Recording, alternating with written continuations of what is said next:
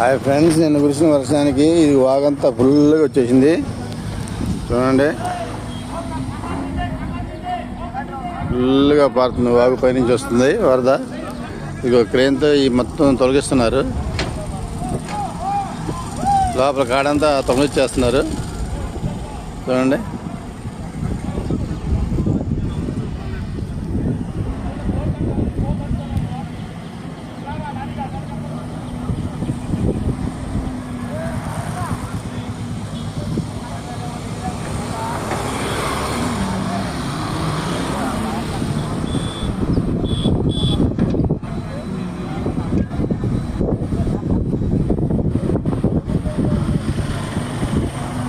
Full వర్షం పై నుంచి బాగా వస్తుంది వరద.